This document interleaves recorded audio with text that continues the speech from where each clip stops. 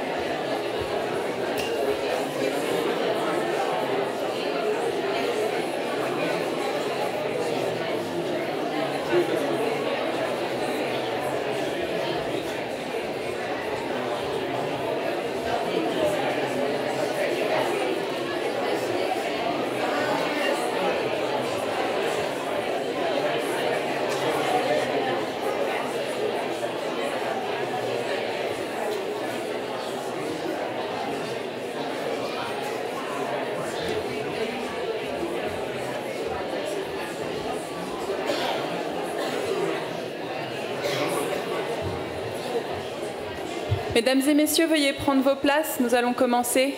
Please be seated.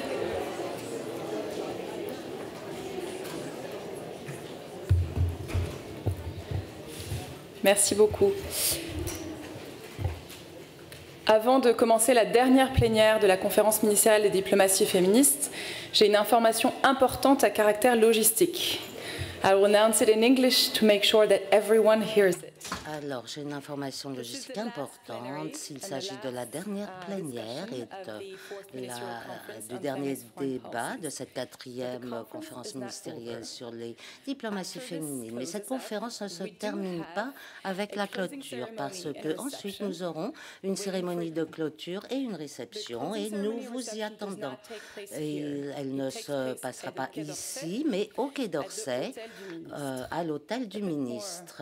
Ce sera un petit peu plus sophistiqué, disons qu'ici. Une fois que la séance de plénière sera terminée, des cars vous attendront à l'extérieur pour vous emmener directement au Quai d'Orsay. La réception commencera à 18h30, le ministre s'exprimera à 19h, puis tout le monde pourra profiter d'une délicieuse coupe de champagne. Donc ne partez pas d'ici avant de pouvoir vous rendre au Quai d'Orsay. Vous êtes bien sûr tous invités. Alors, j'ai l'honneur de vous présenter la dernière plénière sur les femmes, la paix et la sécurité. Je vous présente notre modératrice, Isabelle Rome, ambassadrice chargée des droits de l'homme. Alors, j'aimerais tout d'abord inviter, mesdames et messieurs, Madame Sima Baous, secrétaire générale adjointe des Nations Unies et directrice exécutive d'ONU Femmes, pour un propos introductif. Madame.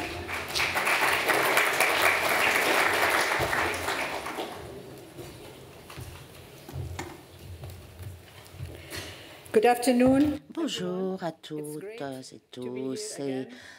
Vraiment formidable d'être ici à nouveau ensemble. Nous étions déjà ici hier et l'ouverture a été remarquable. Merci à la France à nouveau de cette magnifique organisation et de nous avoir tous rassemblés ici.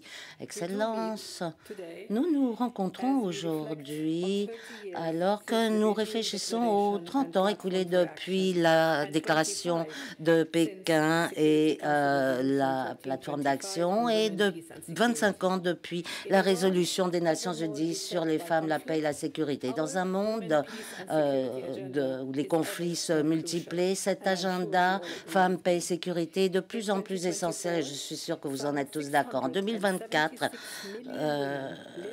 670 millions environ de femmes vivaient à quelques kilomètres d'un conflit, le chiffre le plus élevé depuis les années 90. Aujourd'hui, nous avons également le plus grand nombre de conflits actifs depuis 1949. Le nombre d'enfants et de femmes tués pendant les conflits a quadruplé entre 2023 et 2024 par rapport aux 2 années précédentes. Les violences sexuelles pendant les conflits ont augmenté de 87% en simplement 2 ans, juste 2 ans. Je vous rappelle ces statistiques parce qu'elles représentent des personnes, des femmes, des filles, des familles, des enfants.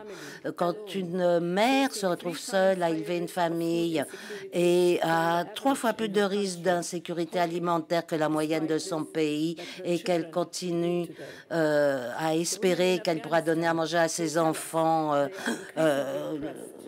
eh bien, c'est terrible. Et les femmes en Afghanistan se sentent isolées et subissent des violences. Les femmes en Ukraine espèrent la paix. Bien entendu, les femmes à Gaza espèrent que le cessez-le-feu sera mis en œuvre et que la paix pourra être établie.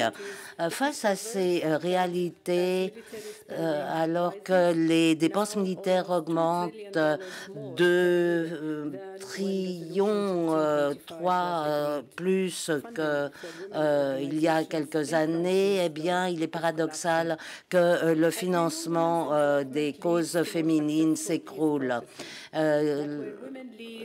Nous avons tous reconnu que lorsque les femmes dirigent les processus de paix, la paix est accomplie. Donc, il n'est pas normal que les dialogues de paix l'année dernière aient inclus si peu de femmes. En fait, il s'agit d'un échec de la vision et du leadership. L'inclusion, chers collègues, amis féministes, eh bien, ce n'est pas une option. C'est une exigence si l'on souhaite mettre en place une paix durable. Donc, Excellence, chers féministes, nous ne sommes pas effrayés par ces défis. Notre engagement envers l'agenda femmes, paix et sécurité se maintient. Nous continuons à rechercher des solutions et à les mettre en œuvre. C'est possible si nous le voulons. Le secrétaire général des Nations Unies, cette année, a publié son rapport annuel sur les femmes, la paix et la sécurité. C'est un véritable appel à l'action à tous les acteurs de la paix et de la sécurité, demandant des ressources ainsi qu'un financement ciblé là où il est le plus nécessaire. Il propose par exemple qu'au moins 1% de l'APD aille directement aux organisations féministes dans les pays touchés par des conflits, que les ressources soient redirigées vers la construction de la paix et le secours aux femmes. Ce sont des exigences absolument obligatoire. Il propose des objectifs contraignants et demande une participation complète des femmes dans les processus de paix et le refus de l'impunité contre toute action de violence sexuelle ou autre pendant les conflits envers les femmes et demande une disponibilité des données sur les femmes de manière à ce qu'elles soient visibles et que ce soit sur cette base que les décisions soient prises. Le féminisme est face à une crise. Nous devons lutter contre cela. C'est notre droit et notre exigence également, et nous ferons tout pour y parvenir. J'attends avec impatience les échanges de ce panel aujourd'hui et je continuerai à travailler avec vous après notre départ d'ici. Nous refusons le recul, nous le repoussons et nous continuons à avancer. Merci.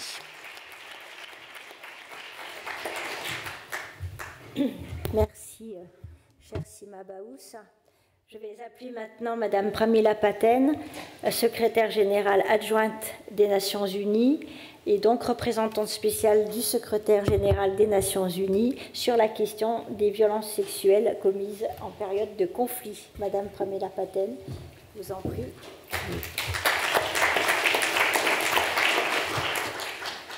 Merci, chère Isabelle. Good afternoon. Bonjour. Excellences, Mesdames et Messieurs, je sais que cette conférence n'est pas terminée, mais je pense qu'il est approprié de remercier la France et de la féliciter pour ces 2 journées fructueuses. Et je remercie le gouvernement français d'avoir accueilli cette 4e conférence ministérielle sur les diplomaties féministes qui coïncide avec les 25 ans de la résolution 1325 et il faut rappeler que la paix est liée de manière inextricable avec l'égalité de genre et le fait que les femmes puissent assurer le leadership. Malheureusement, il semble approprié de commémorer plutôt que de célébrer ce jalon, étant donné que la réalité d'aujourd'hui est fort sombre. Le monde a changé depuis octobre 2000. Il y a de plus en plus de conflits et notre compréhension de la paix et de la sécurité ont changé, ont évolué. Ces réalités changeantes posent des défis importants et des dilemmes qui affectent les 4 piliers de la résolution 1325 des Nations Unies. Ce qui est encourageant, c'est que cet agenda FPS n'est pas un produit fini, si vous voulez, un projet fini, mais évolutif. Nous devons le défendre et également imaginer à nouveau ce que la paix, la sécurité, la justice signifient dans un monde qui change rapidement. Aujourd'hui, plus que jamais auparavant, les diplomaties féministes doivent s'associer à cet agenda FPS et retrouver tout son potentiel pour permettre une transformation pérenne. En 2009, l'ONU a créé un cadre pour lutter contre les violences sexuelles, reconnaissant le fait qu'il est possible de prévenir les violences sexuelles, que ce n'est pas inévitable, que c'est un crime de guerre et non pas un dommage collatéral. Ça a permis d'établir un cadre normatif fort, affirmant qu'il n'y a pas de sécurité sans que la sécurité des femmes soit assurée. C'est au cœur de ces diplomaties féministes. Nous plaçons la sécurité des femmes au centre de toute décision en matière de paix et de sécurité. Nous rencontrons aujourd'hui un moment où les conflits font rage, l'impunité augmente et les inégalités se creusent. Le monde, comme l'a dit Sima, est maintenant aujourd'hui confronté au plus grand nombre de conflits depuis la Deuxième Guerre mondiale. Il y a 130 millions de personnes qui ont été déplacées, surtout des femmes et des filles, et pratiquement 700 millions de femmes qui vivent tout près d'un lieu de conflit. En 2024, plus de 4000 cas de violences sexuelles pendant les conflits ont été documentés, plus qu'en 2023 et que l'année précédente. Les violences sexuelles contre les enfants ont augmenté de 35%. Le rapport de cette année souligne la brutalité croissante, gang rapes, exécutions, pollution, insécurité alimentaire, prolifération d'armes de petit calibre, lacunes de sécurité, vide sécuritaire et au fur et à mesure que les besoins explosent, il y a de moins en moins d'abris ou de ressources médicales, de médicaments, de matériel médical. Les associations étaient auparavant sous-financées, elles ne sont maintenant plus financées du tout. Nous ne défendons plus ces programmes qui visent à sauver des vies. On nous dit qu'il n'y a plus d'argent pour cela, plus de budget, et pourtant c'est encore une priorité. Pourtant, les dépenses mondiales militaires ont atteint 2,3 trillions de dollars, ce qui est un record absolu. Alors, que peut-on dire aux femmes et aux filles au Soudan, là où la violence sexuelle est utilisée pour terroriser et déplacer des communautés? Que leur dit-on au Darfour où des femmes et des filles se suicident plutôt que d'être soumises au viol des femmes? Que dire aux femmes qui sont déplacées à plusieurs reprises en situation d'insécurité alimentaire, qui n'ont comme solution que de vendre leur corps pour moins d'$1 pour acheter à manger dans des pays d'Asie? Qu'en est-il des droits civils des civils? Quel avenir espérons-nous construire sur les corps brisés de ces femmes et de ces filles? Des milliers de survivants n'ont plus accès aux soins médicaux, au soutien psychologique, aux abris, à l'accès au système juridique. Que peut-on attendre? Eh bien, davantage de chaos, de déplacements, des promesses brisées, l'extrémisme, la fuite des hostilités qui détruira des années de progrès. Nous n'avons pas le luxe de détourner le regard de cette situation, de l'ignorer et de continuer à avancer quand les survivants ne peuvent pas être sauvés. Et nous devons agir, prendre des décisions audacieuses. Je voudrais conclure avec quelques recommandations. D'abord, il est essentiel de préserver, de renforcer le cadre des violences sexuelles pendant les conflits, assurer la survie des personnes pendant les conflits grâce à des processus judiciaires et ensuite s'assurer que des ressources fortes, durables et souples soient attribuées surtout aux organisations qui défendent les femmes dans les pays en situation de conflit. Ensuite, les diplomaties féministes doivent être assorties d'objectifs financiers et il faut utiliser la complémentarité entre les diplomaties féministes et l'agenda FPS pour non seulement leur permettre de survivre au conflit, mais également façonner la paix. Une autrice nigérienne dit « Le féminisme, ça veut dire rêver la façon dont le monde pourrait être meilleur ». Et nous sommes tous d'accord, je pense, sur le fait que le mouvement féministe a été l'une des forces les plus visionnaires de la planète. Et à ce moment, là où vous voyez cette intersection entre la misogynie et le militarisme, c'est peut-être le dernier espoir de transformation qu'il nous reste. Je vous remercie. Merci, chère Pramila Patten.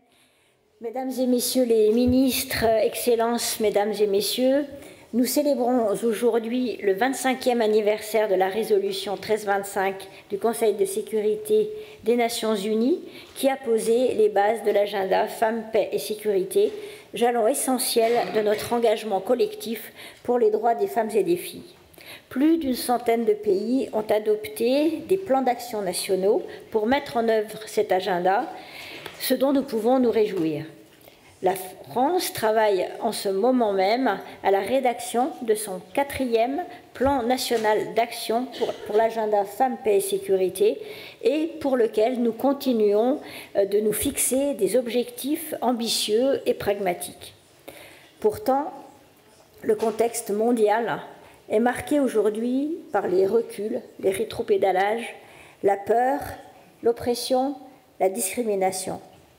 Les femmes et les filles sont systématiquement les premières à être touchées par ces reculs, par cette oppression, dans ces conflits. J'exprime en particulier ma solidarité aux femmes et filles en Afghanistan, bâillonnées par l'obscurantisme des talibans. Alors que les violences faites aux femmes et aux filles se multiplient dans les conflits, vous l'avez rappelé, alors que les inégalités se creusent à mesure que les crises s'intensifient, il devient plus que jamais urgent d'adopter une approche concrète, transversale et audacieuse qui place les femmes et les filles au cœur de toutes nos réponses, qu'il s'agisse de paix, de sécurité ou d'aide humanitaire. Aujourd'hui, nous en sommes encore loin. Seuls 5% des médiateurs et 8% des négociateurs dans les processus de paix sont des femmes, et pourtant, leur participation augmente de 35% les chances d'aboutir à une paix durable. La France soutient une participation pleine, égale et significative des femmes à chaque étape des processus de paix en valorisant leur rôle d'actrice de la stabilité. Pour ce faire, nous œuvrons au lancement d'un réseau de femmes médiatrices dans l'espace francophone. Mais notre responsabilité ne s'arrête pas à la table des négociations. La place des femmes dans la réconciliation et la reconstruction post-conflit est tout à fait cruciale. La lutte contre les violences sexuelles en temps de conflit demeure également une priorité. Ce combat exige une approche centrée sur les survivantes et les survivants, vous l'avez rappelé, promouvant un accès réel à la justice, aux soins, à la réparation et garantissant aussi une lutte acharnée contre l'impunité. Notre détermination collective doit aujourd'hui affronter de nouveaux défis qui sont en pleine accélération. Le réchauffement climatique, ainsi que les nouvelles technologies et l'intelligence artificielle. Ces derniers sont tout autant de nouveaux facteurs de discrimination à l'endroit des femmes, alors que ces dernières pourraient être source de solutions et d'innovations.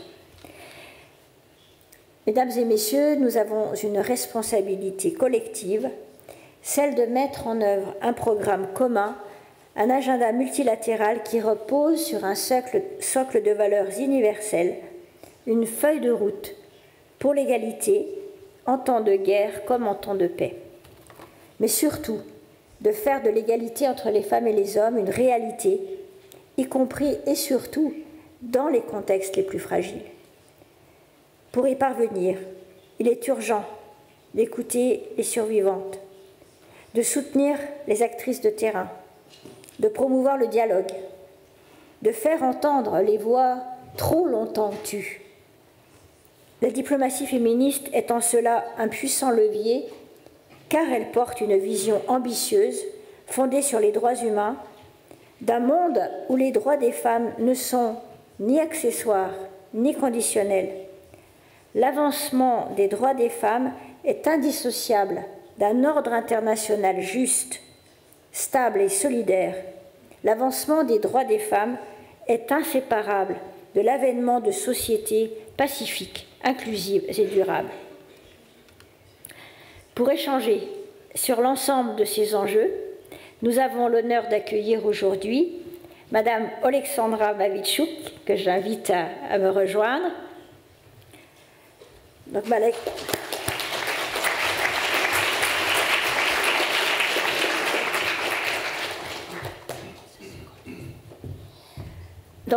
Madame Oleksandra Mavitchouk, avocate et militante des droits humains, vous êtes une figure incontournable. Je crois qu'elle n'a pas de... Ah, si. It's okay for the translation? No, I haven't. Ah, voilà. It's okay? Oui. Donc, Madame Oleksandra Mavitchouk, vous êtes avocate, militante des droits humains, et vous êtes une figure incontournable de la société civile ukrainienne. Avec votre organisation, le Centre pour les libertés civiles, vous avez reçu le prix Nobel de la paix en 2022. J'appelle son Excellence, Monsieur le ministre Ararat Mirzoyan, ministre des Affaires étrangères d'Arménie. Monsieur le ministre, je vous invite à nous rejoindre.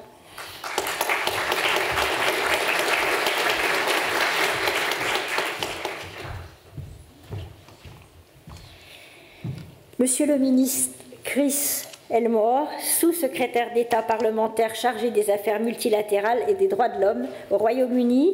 Monsieur le sous-secrétaire d'État, je vous invite à nous rejoindre.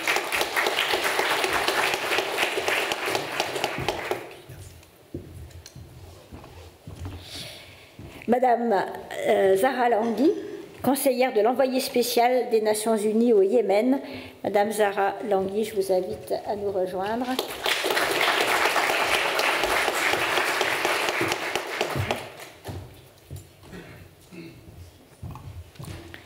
Madame Victoria Sandino, ancienne commandante des FARC-EP, négociatrice de l'accord de paix final, coordinatrice de la sous-commission sur le genre et sénatrice de la République.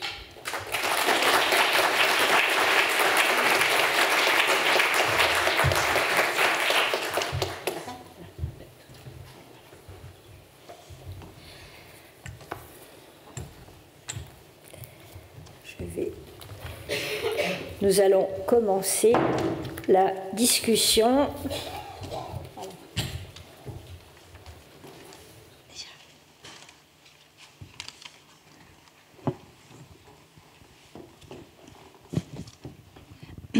Donc je vais commencer par m'adresser à Alexandra Mavitchouk.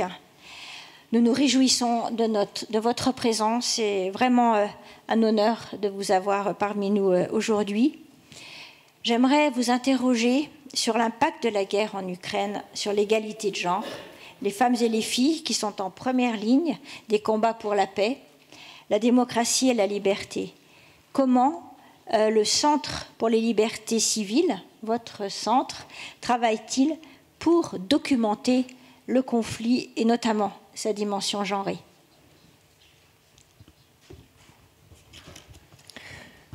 Merci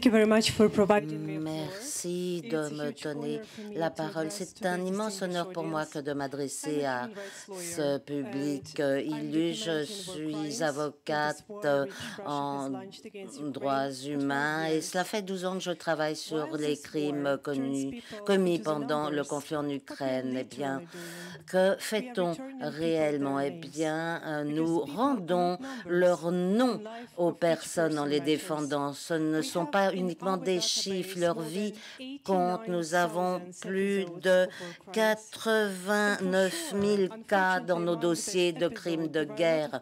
Et bien entendu, il y a de nombreux crimes commis contre les femmes et les enfants. Mais je peux vous garantir que les femmes en Ukraine ne sont pas uniquement des victimes des Russes. Elles sont également des combattantes. Je connais de nombreuses femmes extraordinaires dans plusieurs secteurs de la société qui documentent ces crimes, qui prennent des décisions politiques, qui ont rejoint les forces armées, les armées ukrainiennes, qui prennent des initiatives, qui sont en première ligne de ce combat pour la démocratie et la liberté, qui n'ont pas de genre. Et ce conflit, cette guerre, ce n'est pas uniquement une guerre entre deux États. Elle a une optique de genre. C'est une guerre entre la démocratie et le totalitarisme, entre deux extrêmes. En démocratie, les femmes peuvent jouer n'importe quel rôle souhaité dans leur famille, dans la société, mais pendant ce conflit, eh bien, on s'est aperçu que les femmes russes ne peuvent avoir que des rôles très limités. La façon dont les personnes se traitent les uns les autres au sein des sociétés reflète reflète toujours ce que les gouvernements font au bénéfice de leur peuple. C'est ce que l'on voit en Iran. Les femmes sont emprisonnées parce qu'elles ne portent pas les vêtements appropriés. En Afghanistan, on interdit aux femmes d'être scolarisées ou d'aller à l'université. En Russie, eh bien, il y a également cette situation qui est due à la projection de ce que fait le gouvernement envers son propre peuple. Donc, mon message aujourd'hui est le suivant. Les femmes doivent soutenir les autres femmes. Elles doivent les aider à se battre dans différents secteurs de la société, dans différents pays, parce que leur combat, c'est notre combat. Leur combat permettra que nos propres filles ne soient jamais confrontées à une situation dans laquelle elles devront prouver qu'elles sont également des êtres humains et non pas seulement des femmes. Merci. Merci beaucoup, chère Alexandra. Votre Excellence, Monsieur le ministre Mirzoyan, dans un contexte de remise en question de l'agenda Femmes, Paix, Sécurité, l'Arménie a pris position et vient d'adopter un plan national 2025-2027 très ambitieux. Pourquoi donc porter cet agenda aujourd'hui et qu'est-ce que cela signifie au-delà de la participation numéraire des femmes, au-delà des chiffres?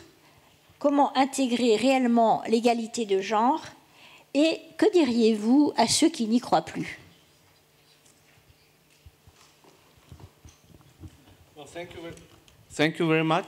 Merci.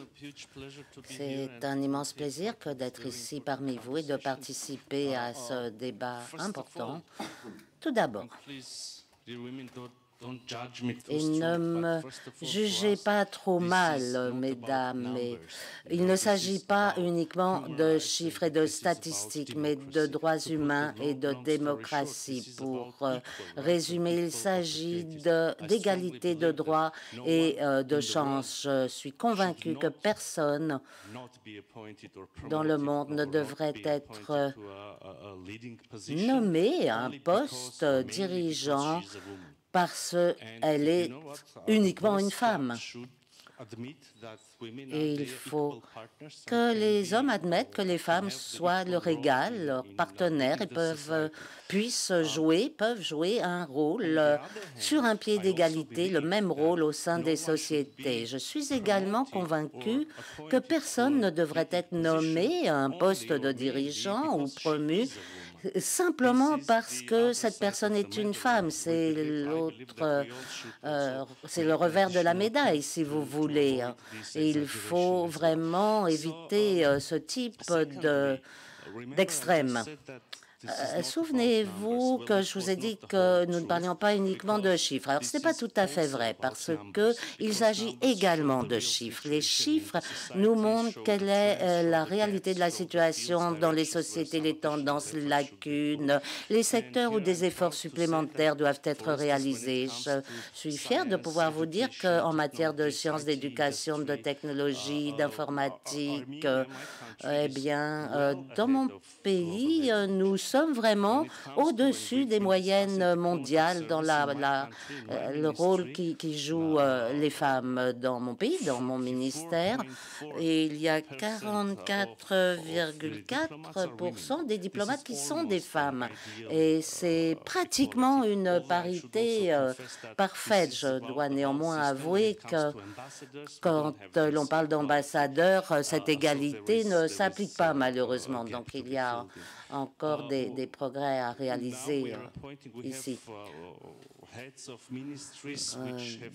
Des ministères qui avaient été dans le passé systématiquement été dirigés par des hommes, le ministère de la Justice, le parquet, les services secrets, etc., de renseignement étaient réservés aux hommes, mais le plan d'action auquel vous avez fait référence a pour objectif très clair d'augmenter la participation des femmes dans des institutions arméniennes telles que la police, par exemple, qui traditionnellement est extrêmement masculinisée. Je voulais souligner un indice sur les écarts de genre mondiaux et 73,% de ce fossé, de cet écart a été comblé, ce qui n'est pas idéal, mais qui montre que nous avons la volonté de le combler. La population arménienne est de plus en plus prête, mais également heureuse de voir que les femmes sont nommées à des rôles dirigeants. Je vous ai parlé d'un ou deux ministères, mais il y a également les ministères de la science, de l'éducation, de la santé, etc., qui ont beaucoup évolué en la matière. Et sur le plan personnel, je voulais vous dire un mot de ma fille, parce que quand nous discutons ensemble sur ce thème-là, eh bien, je me rends compte que les jeunes ne comprennent pas pourquoi des êtres humains peuvent être traités différemment uniquement en raison de leur genre, et c'est très bien. Alors, je suis désolée de ne pas être très bref, mais dans mon pays, il y a, eh bien, ce sujet a un sens particulier parce que nous sommes une société post-conflit. Nous avons maintenant obtenu la paix avec l'Azerbaïdjan et nous réalisons des efforts pour vraiment normaliser nos relations avec ce pays. Et bon, c'est très bien que les gouvernements signent des traités de résolution de conflits, etc. Mais ça permet également une réconciliation plus générale au sein de la société. Et l'intervenante précédente a abordé ce sujet, d'ailleurs, que nous avons évoqué pendant ces 2 journées, parce que nous reconnaissons bien les souffrances des femmes et des filles pendant les conflits. Et nous respectons ces souffrances. Mais en même temps, il faut également se rendre compte que pour ce qui est de la réconciliation entre communautés, entre familles, eh bien, le rôle des femmes est évident, il est essentiel.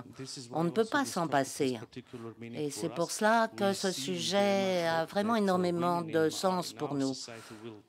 Et nous espérons que maintenant la société arménienne aura la force de surmonter les souffrances, la perte de nos proches, des êtres aimés, le déplacement, et de prévenir des souffrances à l'avenir et vraiment de faire progresser cette réconciliation. Merci. Merci. Monsieur le ministre, et merci pour cette approche particulière aussi de votre agenda qui intervient juste après ce conflit. Donc, Monsieur le ministre Chris Elmore, dans un contexte marqué par cette montée des conflits et la polarisation internationale, l'engagement du Royaume-Uni en faveur de l'agenda femmes, paix et sécurité demeure un enjeu crucial, tant sur le plan des principes que sur des actions concrètes à l'échelle multilatérale. Face aux régressions des droits des femmes en période d'instabilité, aux blocages multilatéraux, quelle approche adopter selon vous et quelle marge de manœuvre aux Nations Unies, en particulier sur la participation significative des femmes et l'égalité de genre? Thank you very much. Merci. Bien, je pense que pour moi-même et le gouvernement britannique, il y a 3 domaines clés. Tout d'abord, la participation qui a été évoquée de manière remarquable par les représentants des Nations Unies, mieux que je ne saurais le faire. Il s'agit de l'idée suivante. Lorsque les femmes participent aux prises de décision, eh bien, la paix a davantage de sens. Et le meilleur exemple de cela que l'on me cite souvent, il s'agit du processus de paix en Irlande du Nord. où nous avons eu toute cette expérience de la participation des femmes dans les communautés, pas seulement au sein du gouvernement, qui étaient en première ligne pour garantir la paix et ensuite de faire en sorte qu'elle soit pérenne. Eh bien, ça a été fait au niveau politique, bien sûr, mais au sein de l'Irlande du Nord, cette paix a été vraiment ensuite maintenue grâce aux femmes, et c'est pour ça que nous soutenons le fait que des femmes participent au processus de paix aux Philippines, par exemple, parce que les résultats sont plus solides. Et alors, comme l'a dit la ministre de manière très claire, il s'agit également d'obtenir des résultats à long terme qui sont souvent obtenus par les femmes. Une partie du travail des Nations Unies porte sur la prévention et j'ai participé à de nombreux débats sur la prévention à haut niveau aux Nations Unies plutôt que simplement les conséquences, les suites d'un conflit. Et au Royaume-Uni, nous essayons véritablement de permettre aux survivants de bénéficier de la justice, de prévenir les violences sexuelles, de les anticiper grâce à des initiatives diverses. C'est essentiel pour notre gouvernement et notre nouveau secrétaire d'État qui a passé des années à lutter contre les violences sexuelles à l'encontre des femmes et des filles au Royaume-Uni. C'est un des piliers pour notre secrétaire d'État et elle souhaite étendre le rôle du Royaume-Uni dans ce domaine dans le monde entier, comme les précédents intervenants l'ont dit. Mais parfois, il est important de répéter des faits pour que les gens écoutent vraiment pendant ce genre de débat. C'est de prévenir des menaces émergentes, surtout en ligne. De nombreuses femmes sont confrontées à des menaces dans la société, mais également en ligne, crimes haineux, masculinité agressive. Donc, il y a tout un nouveau monde de harcèlement en ligne et cela affecte les femmes et les filles dans le monde entier. Les Nations Unies ont un rôle à jouer en la matière dans le monde entier également, ainsi que la lutte contre le changement climatique, les mouvements de personnes, les mouvements migratoires. On voit cela se produire partout au Royaume-Uni et dans le reste du monde, sur le plan national et international, en d'autres termes. Alors, les technologies, par essence, dans certains cas, nourrissent les violences de genre. Nous devons lutter contre cela en tant que partenaires, en formant des partenariats à l'intérieur de nos pays et à l'extérieur également, et suivre l'avancée des technologies pour mettre fin à ce type d'abus organisés, si vous voulez, ces violences, des types de violences qui, il y a simplement 10 ans, n'existaient pas encore et qui, aujourd'hui, sont une réalité. Alors, dernier point sur le climat, eh bien, ce changement climatique affecte surtout les femmes. Et à mon avis, si davantage de femmes participaient au débat et expliquaient cette réalité, eh bien, les choses changeraient probablement plus vite parce que les décisions seraient prises plus vite. Après 17 ans dans la politique, mon expérience, c'est que lorsqu'il y a des femmes dans la salle, les discussions sont meilleures et obtiennent des résultats. Il faut favoriser cela au maximum. Donc, merci beaucoup de m'avoir invité. Ça a été des journées très intéressantes pour moi et nous devons vraiment lutter contre ce recul dont nous parlons depuis hier. Merci beaucoup, Monsieur le Ministre, pour cet éclairage très encourageant. Je me tourne maintenant vers vous, Madame Zahra Langui, en tant que conseillère auprès de l'envoyé spécial des Nations Unies pour le Yémen. Vous connaissez bien les terrains de guerre, mais aussi les menaces en constante évolution qui pèsent sur la paix et la sécurité à l'ère numérique. Dans ce contexte, nous posons les questions suivantes. Comment le numérique et l'IA transforment-ils la nature des crises ? Comment cette évolution redéfinit-elle notre conception de la sécurité et comment l'agenda Femmes, Paix, Sécurité et les diplomaties féministes peuvent être mobilisées face aux risques et aux opportunités de l'innovation numérique.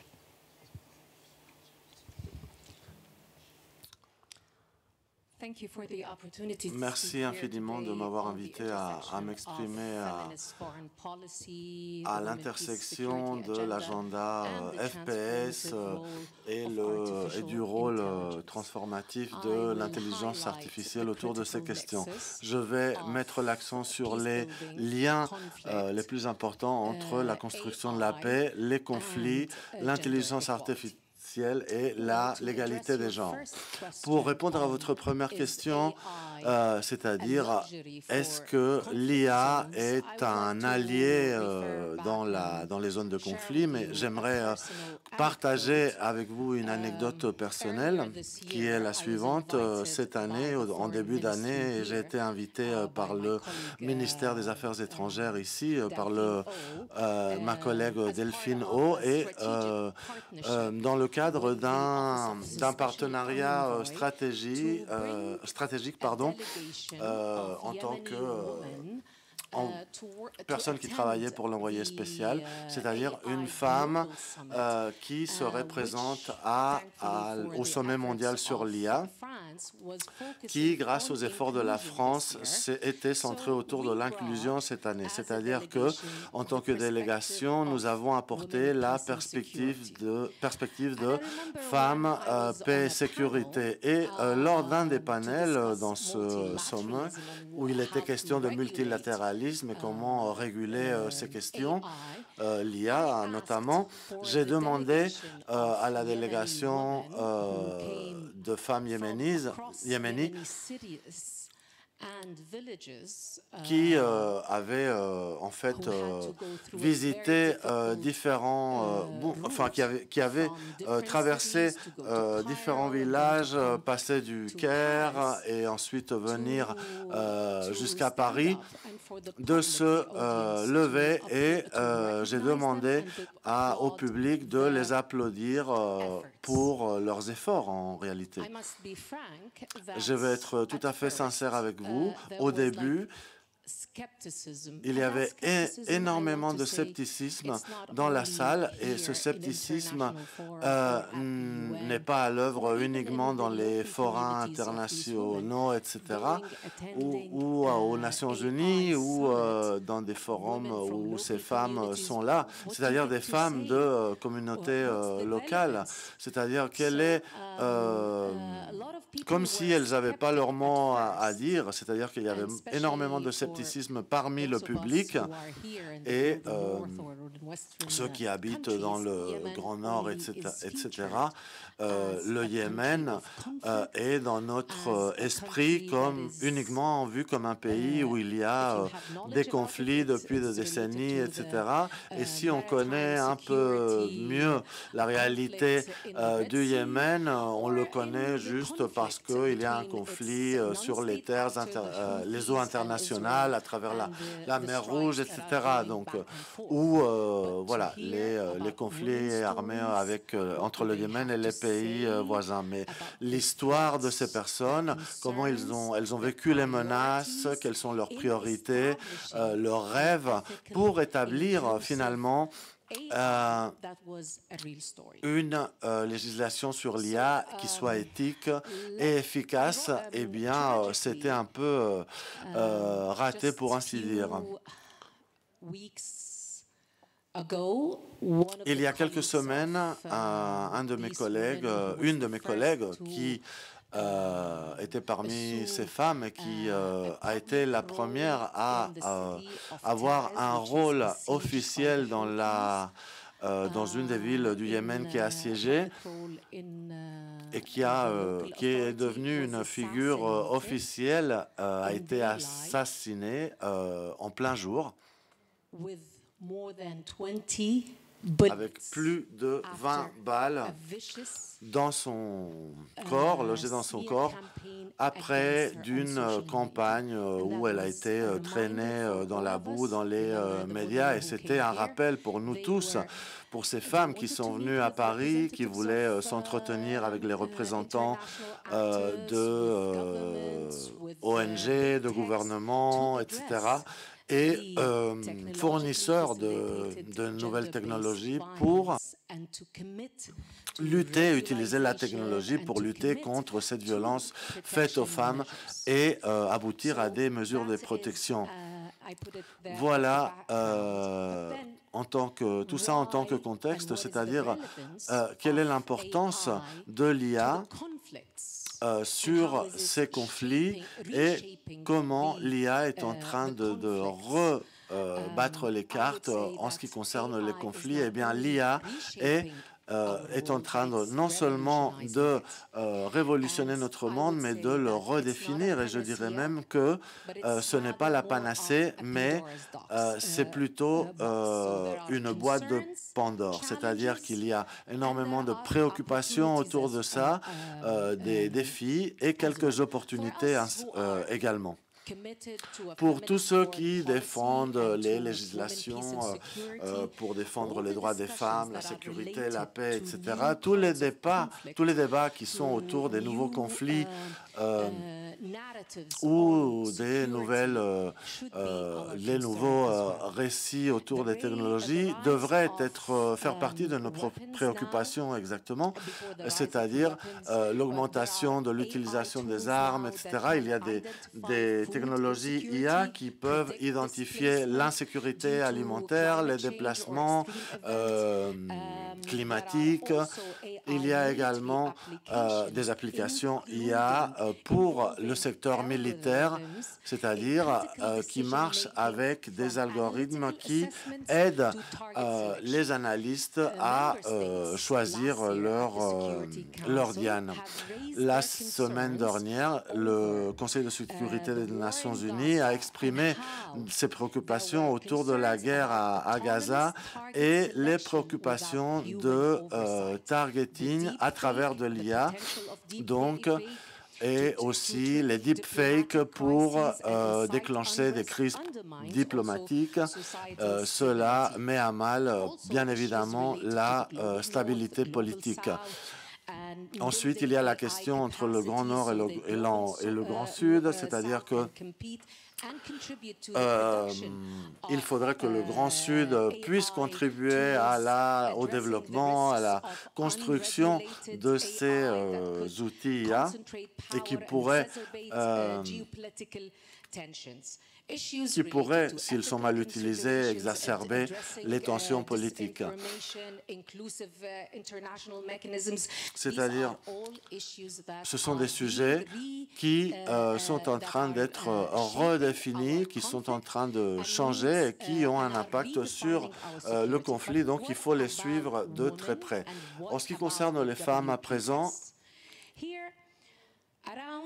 il faut savoir que quand il s'agit de la cybercriminalité, 58% des femmes et des filles font face à du harcèlement en ligne. Et donc, la cybercriminalité est un sujet extrêmement important et particulièrement dur pour les femmes. C'est-à-dire, il y a des campagnes de diffamation contre des femmes, des technologies de surveillance qui s'utilisent de plus en plus contre les défenseuses des droits humains, surtout dans les zones de conflit comme le Yémen et ailleurs. En ce qui concerne les résolutions qui sont liées à l'agenda femmes, paix et sécurité, on a dit très peu sur la cybersécurité, par exemple. C'est-à-dire, c'est la grande absente de ces résolutions. En ce qui concerne la NAP, depuis 2020, il y a des dizaines de pays qui ont développé des plans d'action en vue de ce programme, et la plupart d'eux ont complètement abandonné ou n'ont pas traité la question de la cybersécurité. On s'aperçoit aujourd'hui que l'IA est en train de redéfinir notre perception de la sécurité, mais la question est la suivante: comment pouvons-nous, et je vais donner 5 recommandations, comment pouvons-nous utiliser ça en tant que levier et identifier aussi bien les risques que les opportunités que présentent les nouvelles technologies, à intégrer la thématique de femmes, paix et sécurité dans ces nouvelles résolutions, bien évidemment. FPS, l'agenda FPS, se centrer autour des communautés marginalisées, utiliser une IA juste et inclusive dans les négociations. Nous avons établi au Yémen, par exemple, une consultation sur le numérique pour atteindre davantage de communautés. 3, combattre la cyberviolence en établissant des législations robustes et utiliser la technologie pour identifier les abus contre les femmes et qui permettent aux femmes de participer à des conversations en ligne sécurisées. Ensuite, promouvoir la sécurité centrée sur l'être humain, c'est-à-dire il faut passer de l'approche centrée sur l'humain, c'est ce qui manque, et utiliser des mesures centrées sur l'humain et non pas se centrer sur les systèmes d'information et numérique centrés sur les algorithmes. Et finalement, l'IA militaire centrée sur l'humain pour que les États adoptent une approche centrée sur l'humain et qui respecte tous les accords et les conventions internationales en temps de...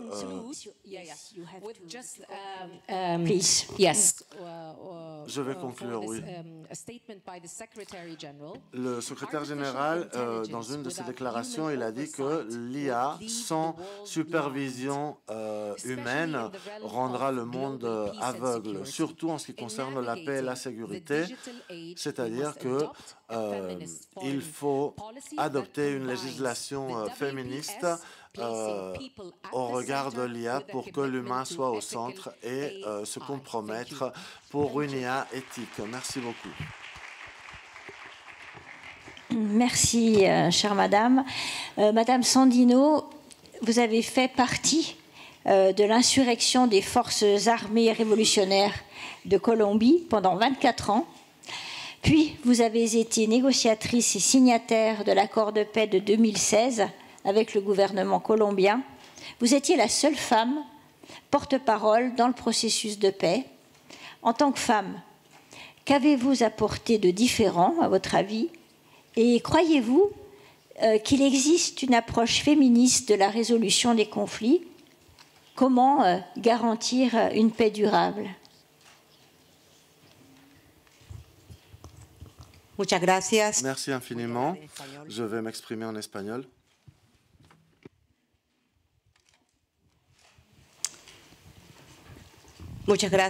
Merci infiniment à l'ambassadrice Delphine et Arlene Tiken de Colombie d'avoir permis d'organiser cet espace pour pouvoir partager avec vous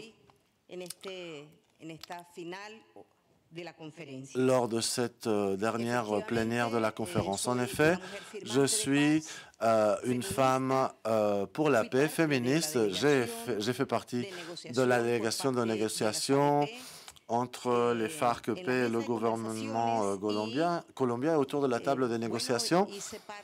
Je faisais partie, j'étais une de ces voix qui a rendu possible la perspective de genre dans l'accord final de paix en 2016, un véritable tournant dans l'histoire, non seulement pour la Colombie, mais pour le monde en ce qui concerne les négociations autour de la paix. Et pour répondre à votre question, c'est-à-dire, est-ce qu'on a incorporé quelque chose de nouveau autour de la table des négociations lorsque nous avons inclus la thématique de genre? Eh bien, la réponse est oui. Bien évidemment, la nouveauté a résidé dans le fait d'incorporer les voix des femmes, non seulement des femmes combattantes qui nous étions à ce moment-là représentées autour de la table des négociations, mais aussi des femmes colombiennes qui avaient et qui continuent de réaliser un combat sans relâche pour la construction de la paix dans mon pays. La nouveauté réside dans le fait qu'on incorporait cette résistance qui a été historique et les différents d'incorporer ou de laisser un espace aux différentes voix, c'est-à-dire surtout aux femmes guerrilleras issues des différents territoires, c'est-à-dire des femmes issues de peuples autochtones en Colombie et qui avaient vécu le conflit. Ma participation autour de la table des négociations a été profondément politique et féministe. Nous avons réussi à constituer une sous-commission de genre pendant les négociations. Ce n'était pas prévu au programme au début des dialogues. Nous avons obtenu cela au fur et à mesure que les négociations avançaient. C'est-à-dire quelque chose d'inédit, finalement, je répète, dans un processus de paix qui est déjà inédit. Et nous avons travaillé sans relâche pour que l'accord reflète nos perspectives, c'est-à-dire nos expériences, nos vécus, aussi bien dans le conflit que dans les déplacements, etc., d'un côté comme de l'autre de ce conflit. Nous avons poussé, insisté pour que l'on reconnaisse les violences spécifiques vécues par les femmes dans ces conflits, mais aussi le rôle en tant que sujet politique et actrice de la transformation dans ces cas-là. Cela dit, si bien cette perspective de genre nous a permis d'avancer vers une perspective féministe de résolution des conflits, il nous a permis aussi qu'on atteigne à établir ce lien, qu'on réussisse à établir ce lien entre femmes, droits et féminisme. Cela a engendré pas mal de bruit, beaucoup de contradictions dans notre pays qui a été marqué par la violence depuis des décennies, etc. Un pays d'ailleurs qui est assez conservateur par ailleurs et où les droits des femmes étaient un délit encore avant ces accords de paix. Mais il ne suffit pas de nommer les femmes dans cet accord, c'est-à-dire l'inclusion n'est pas suffisante. Le fait, il a fallu ensuite lutter, et c'était fondamental, non seulement pour notre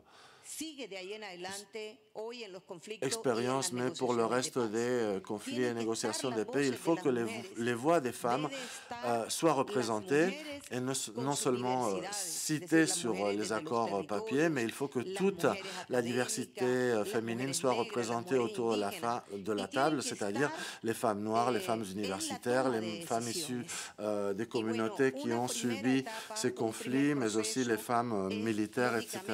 Donc, la première étape, c'est la négociation qui est fondamentale, mais ce n'est pas la seule étape.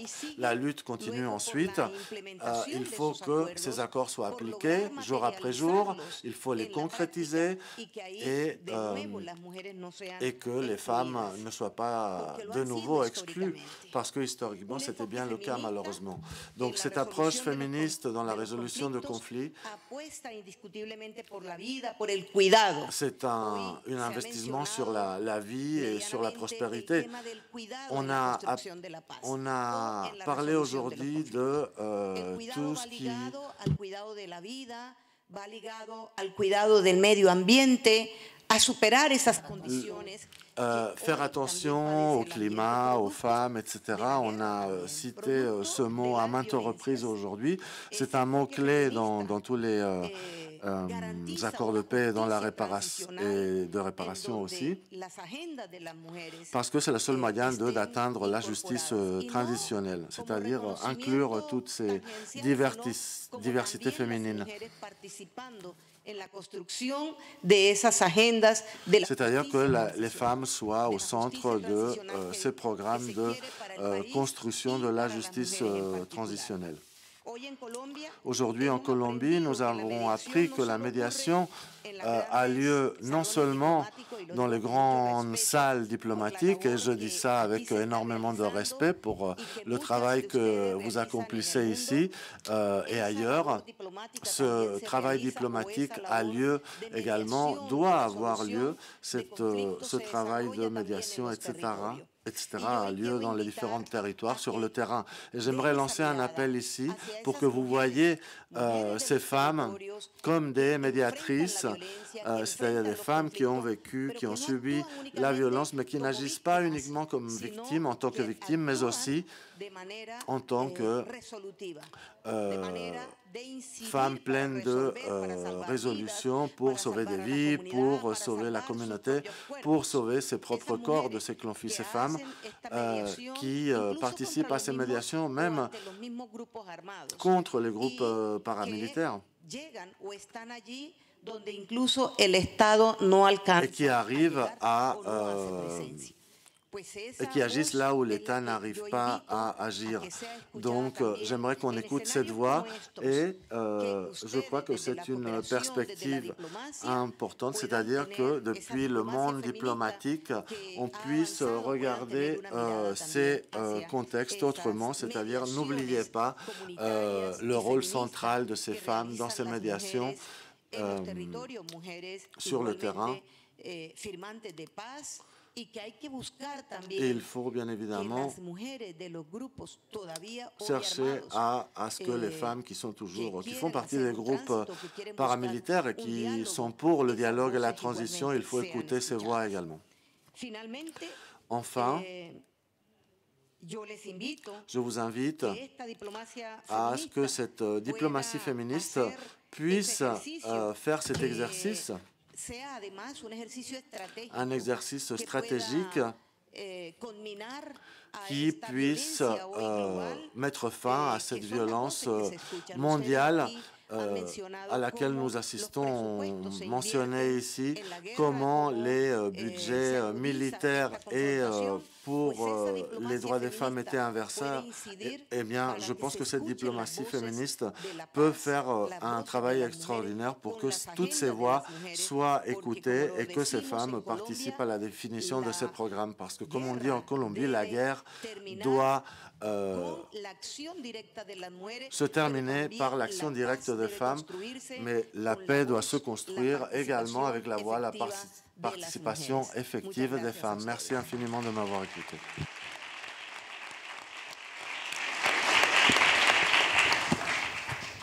Merci, chère madame, pour la narration de cette expérience historique et aussi pour vos recommandations très inspirantes.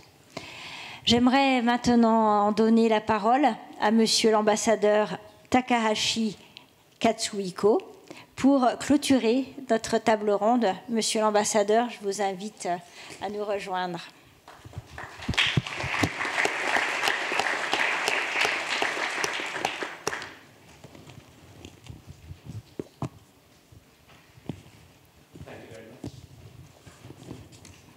Distinguished ministers, excellencies, Ministres, Excellences, Mesdames et Messieurs, c'est un immense honneur pour moi d'avoir la possibilité de formuler les remarques de conclusion de cette plénière en tant qu'ambassadeur en charge de l'agenda Femmes, Paix et Sécurité. J'exprime toute ma reconnaissance à ce panel et au gouvernement français d'avoir organisé cette conférence extrêmement importante sur les diplomaties féministes et l'égalité de genre. Et exprimer également ma reconnaissance à tous les membres du panel pour leurs remarques sur l'agenda SPF à la lumière des conflits et des défis auxquels nous sommes confrontés aujourd'hui partout dans le monde.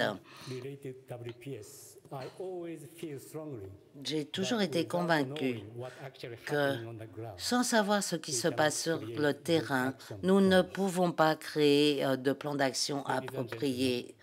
Et ceci, bien sûr, dans le cadre du FPS. Il y a 2 jours, le Parlement japonais a élu Mme Takaichi en tant que Premier ministre. Et elle est devenue la première Premier ministre japonaise féminine. Eh bien, cette réunion est très importante et appropriée pour le Japon pour réitérer nos efforts en faveur de l'égalité. C'est la place des femmes, ce qui est l'une des solutions les plus importantes pour promouvoir la paix et la sécurité dans nos pays et à l'extérieur. L'ordre international aujourd'hui est remis en question. Il est de plus en plus urgent aujourd'hui d'intégrer une perspective FPS dans tous les aspects de notre politique. Le Japon a placé la FPS au cœur de sa politique étrangère. Nous sommes fiers également de pouvoir apporter une réponse d'urgence aux catastrophes naturelles avec un optique FPS au Japon. La réduction des risques pour nous est l'un des piliers principaux et nous coopérons avec les ministères et les partenaires concernés et donc nous avons mis en œuvre ces efforts sur le plan national et international. J'ai eu la chance de participer à des réunions FPS organisées par l'ASEAN et les pays de cette région du monde ont également porté une attention particulière à la réduction des risques et à l'importance de l'agenda FPS. Le changement climatique, en fait, les femmes et les filles sont souvent beaucoup plus vulnérables dans ce cadre que les autres. Et donc, une perspective FPS dans le cadre de la gestion des catastrophes naturelles est absolument indispensable. Mesdames et messieurs, aujourd'hui, le Japon est honoré, ainsi que la Norvège, d'être coprésident du réseau de points focaux, de points de contact FPS. Voilà ce que nous faisons dans ce domaine. Afin de commémorer le 25e anniversaire de la résolution 1325 des Nations Unies, nous renouvelons l'engagement vers l'action du FPS pour faire progresser l'appel à la sécurité grâce à l'innovation et l'obtention de résultats. Nous sommes extrêmement reconnaissants à l'ONU Femmes, Madame Sima Bahrous, de nous apporter ses services de secrétariat. Shukran, Madame. Au mois de février, nous avons une réunion pour étendre l'agenda FPS et l'appliquer à de nouvelles questions émergentes, gestion des catastrophes, l'intelligence artificielle et la cybersécurité. Les débats ont souligné l'importance de promouvoir le leadership des femmes dans ces domaines et leur participation, bien sûr, et le potentiel de l'IA et des outils informatiques politique de faciliter une plus grande participation des femmes aux efforts de paix et de sécurité. Une réunion s'est tenue à Oslo au mois de mai où des débats nourris ont eu lieu sur le rôle des femmes en matière de construction de la paix et des négociations de paix et comment leur rôle peut être reconnu et appuyé. Le résultat des réunions de Tokyo et d'Oslo a permis d'organiser un événement complémentaire qui s'est tenu à New York le mois dernier. Et de nombreux pays de la société civile et au niveau interministériel ont permis de renforcer le FPS à l'occasion de ce 25e anniversaire et ont démontré leur volonté politique d'avancer, de progresser ensemble. Et je reconnais de nombreux visages dans cette salle de personnes qui ont participé à ces réunions à Tokyo, Oslo et New York, et je vous en suis extrêmement reconnaissant. Le réseau a pour objectif de promouvoir un engagement mondial envers le FPS en partageant les bonnes pratiques et les enseignements. Et aujourd'hui, le réseau des points de contact s'est agrandi et inclut 106 pays et organisations. C'est une plateforme essentielle pour promouvoir le FPS dans le monde entier. Nous accueillerons avec intérêt de nouveaux partenaires au sein de ce réseau. Le mois d'octobre de cette année, le mois de l'adoption 1325 des Nations Unies il y a 25 ans. Et je crois savoir que de nombreuses cérémonies ont lieu en des endroits divers, au Conseil de sécurité à New York, par exemple. Et j'espère que ces débats pourront donner un élan nouveau au progrès de l'agenda Femmes, Paix et Sécurité. Mesdames et messieurs, aujourd'hui, nous faisons face à un recul de plus en plus important contre l'égalité femmes-hommes dans le monde entier, comme l'ont souligné de nombreux intervenants. En raison de ces défis, la mise en œuvre de l'agenda FPS n'a jamais eu autant d'importance. Et la participation des femmes dans les prises de décision dans tous les domaines, c'est essentiel pour une paix durable. Nous ne devons pas oublier non plus que l'agenda FPS ne doit pas être uniquement activé en temps de crise, il doit être mis en œuvre en temps de paix comme en temps de crise et refléter notre engagement dans le monde entier. La mise en œuvre est le facteur le plus important. Les organisations internationales et la société civile, les partenaires de toute génération doivent travailler ensemble pour transformer notre engagement commun en action au niveau local, régional, national et international. Le Japon, coprésident de ce réseau, continuera à se tenir à vos côtés pour faire progresser les droits humains, l'égalité et la justice et à participer à la mise en œuvre efficace du FPS et à soutenir l'égalité des genres dans le monde entier. Nous nous réjouissons à l'idée de continuer à travailler avec vous tous dans ce sens. Merci beaucoup. Merci, Monsieur l'ambassadeur. Mesdames et messieurs, l'union fait la force. Mesdames et messieurs les panélistes, je vous remercie pour vos brillantes interventions, toutes porteuses de perspectives concrètes pour l'avenir de l'agenda Femmes, Paix et Sécurité. Ainsi se clôture la dernière session plénière de la 4e conférence ministérielle pour les diplomaties féministes. J'invite Madame la secrétaire générale Delphine O pour le mot de clôture de la conférence. Delphine, la parole. Thank you very much to the panelists and the moderators. Merci. Merci aux membres du panel et aux modérateurs. Je ne vais pas prononcer de remarques de conclusion maintenant. Je le ferai pendant la cérémonie. Vous pouvez prendre un café. Les bus commenceront à être disponibles à 17h30 et je vous rappelle que le cocktail se tiendra à partir de 18h30. Merci à tous.